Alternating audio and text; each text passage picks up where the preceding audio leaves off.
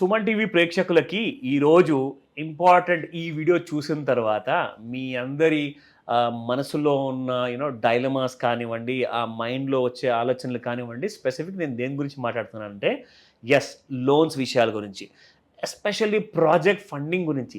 అసలు ఏంటి ఇవన్నీ చిక్కులేంటి, ఇలాంటి కైండ్ ఆఫ్ కాంప్లెక్సిటీస్ ఉన్న కావాల్సిన మనకు సింపుల్ సొల్యూషన్స్ ఏంటి.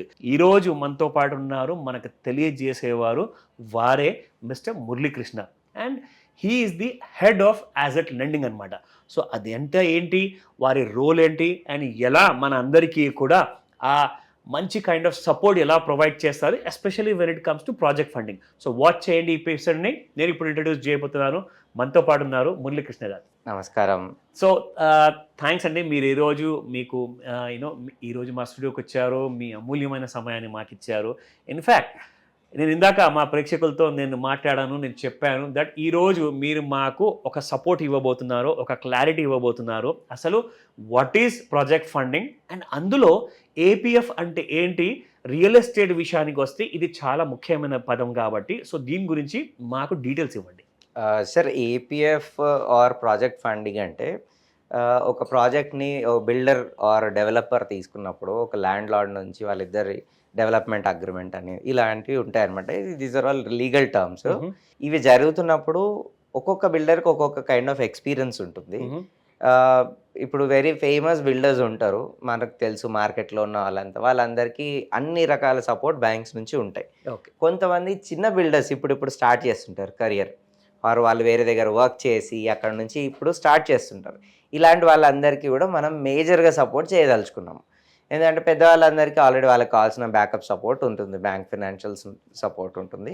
చిన్న వాళ్ళందరికీ మనం స్టార్ట్ చేస్తాం అనమాట. మేము మ్యాక్సిమం ఉన్న ప్రైవేట్ బ్యాంక్స్ అండ్ పబ్లిక్ బ్యాంక్స్తో మేము కాంటాక్ట్లో ఉంటాము. ఆ బ్యాంక్ కావాల్సిన రిక్వైర్డ్ డాక్యుమెంట్స్ ఏంటి, ఒక చిన్న డెవలపర్ ఆర్ ఇప్పుడు స్టార్ట్ చేస్తున్న డెవలపర్, ఫ్రెష్గా కన్స్ట్రక్షన్ కంపెనీ స్టార్ట్ చేస్తున్న డెవలపర్కి ఎలా సపోర్ట్ కావాలి, ఏ డాక్యుమెంట్స్ కావాలి అనేది మా దగ్గర చెక్ లిస్ట్ ఉంటుంది. ఎవ్రీ బ్యాంక్ ఒక్కొక్క రకమైన చెక్ లిస్ట్ ఉంటుంది. ఆ చెక్ లిస్ట్ని తీసుకొని మా దగ్గర కాంటాక్ట్లో ఉన్న అన్ని బ్యాంక్స్లో మేము ఈ ప్రాజెక్ట్ని అప్రూవ్ చేపిస్తాం. ఒక బ్యాంకింగ్ ఉంటుంది, ఆ బ్యాంక్ ఏం చేస్తుందంటే వీళ్ళకి ఆ ప్రాజెక్ట్కి ఫండింగ్ చేస్తున్నాం, దాన్ని ప్రాజెక్ట్ ఫండింగ్ అంటాం. కరెక్ట్. ఏపీఎఫ్ అంటే ఏంటంటే మల్టిపుల్ బ్యాంక్స్ ఈ ప్రాజెక్ట్ అప్రూవ్ అయ్యింది, మేము ఈ ప్రాజెక్ట్ అప్రూవ్ అయ్యి ఉన్న దానికి మేము లెండ్ చేస్తామని మళ్ళీ మల్టిపుల్ ప్రైవేట్ బ్యాంక్స్ వస్తాయి. ఇప్పుడు దానికి ఒక రెఫరెన్స్ నెంబర్ ఇస్తారనమాట. ప్రాజెక్ట్ ఫండింగ్ అంటే let us assume any well known bank. ఆ బ్యాంకు నేను ఈయన ఫైనాన్షియల్స్ చూసి, ఈయన స్ట్రెంగ్త్ చూసి, ల్యాండ్ లీగల్, ప్రాజెక్ట్ ఎంత అవసరము అన్నదాన్ని చూసి వాళ్ళు ఇంత వాల్యూ మేము లోన్ ఇస్తామంటారు. వాల్యూస్ ఎగ్జాంపుల్గా తీసుకుంటే మనం ఒక 10 కోట్లు పెట్టి ఒక బిల్డింగ్ కన్స్ట్రక్ట్ చేస్తున్నారు ఒక బిల్డరు ఆర్ డెవలపర్ అంటే, జాయింట్ వెంచర్ కింద కన్స్ట్రక్ట్ చేస్తున్నారు అంటే ఆయనకి ఒక్కొక్క బ్యాంక్ వాళ్ళ రెస్ట్రిక్షన్స్ ప్రకారంగా మేము ఒక 8 కోట్లు ఇస్తాము, వాళ్ళు 8 కోట్లు సపోర్ట్ చేస్తారు. స్టేజ్ వైజ్ వాళ్ళు సపోర్ట్ చేస్తుంటారు, కావాల్సిన మెటీరియల్కి ఫండింగ్ అన్నీ చేస్తుంటారు. వాళ్ళు లేటెస్ట్ స్టార్టెడా, వాళ్ళకి కూడా కొన్ని పారామీటర్స్ ఉంటాయి, దాని ప్రకారంగానే మనం ముందుకు వెళ్తాం. సో వాళ్ళకి ఏమవుతుంది అంటే ఇప్పుడు కన్స్ట్రక్షన్ స్టార్ట్ అవ్వగానే కొత్త క్లయింట్స్ వస్తారు, మేము కొనడానికి వస్తాం, ఇక్కడ కొత్తగా స్టార్ట్ అవుతుంది. స్టార్ట్ అవుతున్న టైంలో తక్కువ రేట్లో దొరుకుతాయని కొంతమంది ఇన్వెస్టింగ్ ఆలోచనతో, లేదంటే కొంతమంది ఎవరో నిజంగా కొనుక్కోవాలి ల్యాండ్, మాకు ఏదో దీంట్లో బాగుంది, ప్రెమిసెస్ ఉంది, వాళ్ళు ఆ ఏరియాతో కనెక్ట్ అయ్యి ఉంటారు, సో మాకు ఇక్కడ ఫ్లాట్ ఉంటే బాగుంటుంది అనే ఆలోచనతో ఉంటారు. సో ఇలాంటి వాళ్ళందరూ ఎంక్వైరీకి వస్తుంటారు. ఈ ఎంక్వైరీకి వచ్చే వాళ్ళందరూ ఏ బ్యాంక్ అయితే లెండింగ్ చేసిందో ఆ ప్రాజెక్ట్ మీద వాళ్ళే మొత్తం ఇవ్వడానికి అనేది కొన్ని చిన్న రూల్స్ ఉన్నాయి దాంట్లో. వాళ్ళు మొత్తం ప్రాజెక్ట్కి ఫండింగ్ చేయలేరు, ప్రతి క్లయింట్ని వాళ్ళు లోన్ ఇవ్వలేరు. వాళ్ళ పారామీటర్స్ ప్రకారంగా కొంతమందికి ఇవ్వగలుగుతారు, కొంతమందికి ఇవ్వలేరు. సో అలా అన్ని మనం ఏంటంటే మేము ఒక 10 బ్యాంకులు 12 బ్యాంకులతో ఈ ప్రాజెక్ట్ని అప్రూవ్ చేయిస్తాం, లీగల్గా చేయిస్తాము. ఆ ప్రాపర్టీకి వాళ్ళు ఎంత స్క్వేర్ ఫీట్కి ఎంతకు అమ్ముతున్నారు అన్న రేట్ షీట్ అంటారు, ఆ రేట్ షీట్ అన్నీ ఇస్తాము. సో మేము ఫ్లాట్ అప్రాక్సిమేట్గా మేము 5,500 రూపాయలు పర్ స్క్వేర్ ఫీట్ అమ్ముతున్నాము అనేది ఒక లిస్ట్ అనుకోండి ఎగ్జాంపుల్. ఆ లిస్ట్ ప్రకారంగా మనం ఒక ఫ్లాట్కి ఇంత కాస్ట్ షీట్ అని ఉంటుంది, ఆ కాస్ట్ షీట్ ఎవ్రీ బ్యాంక్ ఇస్తాం. ఇచ్చినప్పుడు ఇండివిజువల్ క్లయింట్స్ ఉంటారు, మీ ఫ్రెండ్ ఎవరో ఉన్నారు, ఆయన కొనాలనుకుంటున్నారు, మీరు రెఫర్ చేశారు ఫలానా చోట ఉందని, ఆయన ఎలిజిబిలిటీ ప్రకారంగా ఏ బ్యాంకులో సెట్ అవుతుంది ఆయన ప్రొఫైల్ అన్నది మేము చూసుకొని 2 బ్యాంక్స్ చూస్ చేసుకొని ఆ బ్యాంక్లో ప్రాసెస్ చేస్తాం. ఈ విధంగా ఇప్పుడు స్టార్ట్ చేసిన డెవలపర్స్కి కానీ బిల్డర్స్కి కానీ వాళ్ళకి వాళ్ళ సేల్కి ఈజీ అయ్యేలాగా మేము మల్టిపుల్ బ్యాంక్స్తో ఏపీఎఫ్ చేపిస్తాం. వాళ్ళకి ఆ ప్రాజెక్ట్ డెవలప్ చేయడం కోసం ప్రాజెక్ట్ ఫండింగ్ కూడా చేపిస్తాం అనమాట. ఇది మేము చేసేది సార్. మాకు మోస్ట్లీ ఆల్మోస్ట్ అన్ని ప్రైవేట్ బ్యాంక్స్ అండ్ నేషనల్ బ్యాంక్స్లో మేము కాంటాక్ట్లో ఉన్నాం. అయితే ఇక్కడ నా డౌట్ ఏంటంటే ఎవరన్నా ల్యాండ్ ఉన్నవాళ్ళు, అది 1000-2000 గజాలు ఉన్నవాళ్ళు, సో వాళ్ళు ఒక డెవలపర్కి అప్రోచ్ అయితే ఫస్ట్ వాళ్ళ ప్రాజెక్ట్ అనేది సక్సెస్ఫుల్ అవుతుందా, లేదంటే మీరు ఆ విషయంలో ఏదైనా హెల్ప్ చేసేసి ఒక డెవలపర్తో మీరు కనెక్ట్ చేస్తారా? ఒకవేళ ఇలాంటిది జరిగింది అనుకోండి, ఆ ల్యాండ్ క్లారిటీ ఉన్న క్లియర్ టైటిల్ ఉన్న ల్యాండ్ ఓనర్ కానివ్వండి, అలాగే ఒక మంచి డిపెండబుల్ డెవలపర్ కానివ్వండి దొరికారనుకోండి, వీళ్ళు టీమప్ అయ్యేసేసి ఒక సక్సెస్ఫుల్ ప్రాజెక్ట్ కోసము ఫండింగ్ ఇప్పించడానికి మేజర్ రోల్ ప్లే చేసేది డిఎంఎస్ అసోసియేట్స్ అంటారు. అవునండి. సో డిఎంఎస్ అసోసియేట్స్ వారి దగ్గరికి వెళ్తే వాళ్ళ దగ్గర ఉన్న ప్రతి రిక్వైర్మెంట్ అది ఖచ్చితంగా ఒక ప్రాజెక్ట్ ఫండింగ్కి తోడ్పడుతుంది అండ్ అప్రూవల్స్కి ఛాన్సెస్ చాలా ఎక్కువ ఉన్నాయంటారా? అవును సార్. అంటే మేము అనలైజ్ చేస్తాం సార్. డాక్యుమెంట్స్ అన్ని మేము జస్ట్ అలా తీసుకెళ్ళము. మాకు వచ్చిన అన్ని డాక్యుమెంట్స్ చూస్తాము. మేము we are expert in our industry. So మాకు ఏమేమి డాక్యుమెంట్స్ కావాలి, ఏ విధంగా కావాలి, ఏ బ్యాంక్ ఎలాంటిది వర్క్ అవుతుంది, ఆర్ వీళ్ళ దగ్గర ఉన్న డాక్యుమెంట్స్తో ఏ బ్యాంక్ ఇవ్వగలుగుతుంది. సో అది మేము అనలైజ్ చేసి ప్రాపర్ ప్లేస్ చేస్తాం. సో దట్ మేము 4 బ్యాంకులు తిరిగి ఆర్ 4 ప్లేసెస్లో డాక్యుమెంట్స్ ఇచ్చి టైం వేస్ట్ అవుతుంది చాలా మందికి. ఒక్కొక్క ప్రాజెక్ట్ ఫండింగ్ తెచ్చుకోవాలంటే కొంతమందికి 4 నెలలు 3 నెలలు కూడా పడుతుంది. సో దాన్ని మేము వెరీ షార్ట్ టర్మ్ చేస్తాము. మేము ప్రాసెస్ మొదలు పెట్టడానికి టైం తీసుకుంటాం, కానీ ప్రాసెస్ మొదలైన తర్వాత వెరీ షార్ట్ టర్మ్ లో అయిపోతుంది మరి. సో ప్రత్యేకంగా మీరున్నారు కాబట్టి సో వాళ్ళకు ఒక సరైన గైడెన్స్ దొరుకుతుంది కాబట్టి, సో ఇది మనకు మీరు అన్నట్టుగా ఒక 4 months టైం పడుతున్నారు కదా.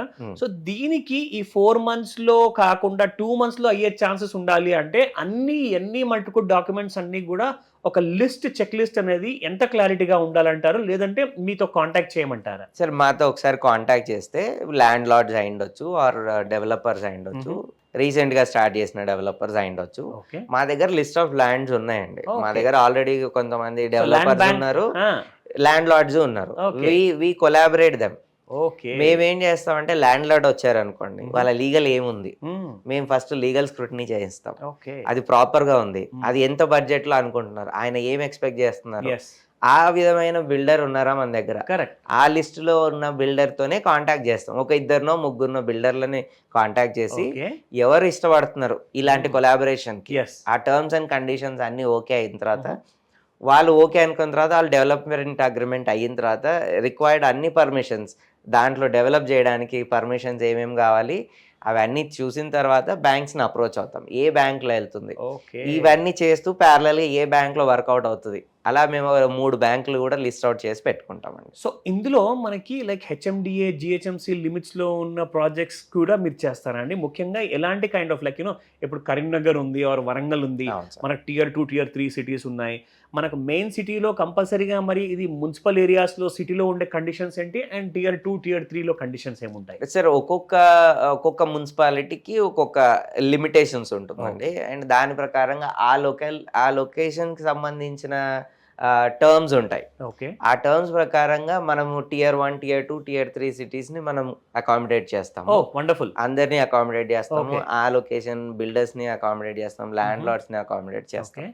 సో ఇలాంటివన్నీ మనకు ఎవరన్నా ల్యాండ్ ఉన్న వాళ్ళు like Tier 3 Tier 2 or even Tier 1 వీళ్ళు ల్యాండ్ ఉన్న వాళ్ళు మీకు డైరెక్ట్ గా అప్రోచ్ అవ్వచ్చా? సో దానికి ఎలాంటి కైండ్ ఆఫ్ ప్రొసీజర్ ఉంటుంది, మిమ్మల్ని ఎలా టచ్ లో రావచ్చు? సార్ మేము every day from 10 o'clock to 6 o'clock in the evening ఈ టైంలో మేము అవైలబుల్ ఉంటాము.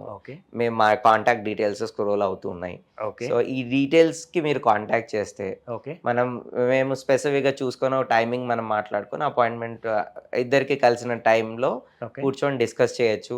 ల్యాండ్ లార్డ్స్ రావచ్చు ఆర్ ఇప్పుడు స్టార్ట్ చేసిన డెవలపర్స్ రావచ్చు. మా దగ్గర ల్యాండ్ బ్యాంక్ ఉంది అండ్ ది డెవలపర్స్ కూడా ఉన్నారు. సో ఎవరైనా వాళ్ళ దగ్గర ఆల్రెడీ ల్యాండ్ లార్డ్స్ ఉంటారు, డెవలపర్ ఉంటారు, కానీ వాళ్ళకి ఫుల్ ఎక్స్పీరియన్స్ కొద్ది పెద్ద ప్రాజెక్ట్ తీసుకుని ఉంటారు ఫండింగ్ కోసం. ఫండింగ్ కోసం. మా దగ్గర ఇంకొక చిన్న డెవలపర్ ఉంటారు, వాళ్ళ దగ్గర ఫండ్ అవైలబుల్ ఉంటుంది బెస్ట్ ప్రాజెక్ట్ కోసం ఉంటారు.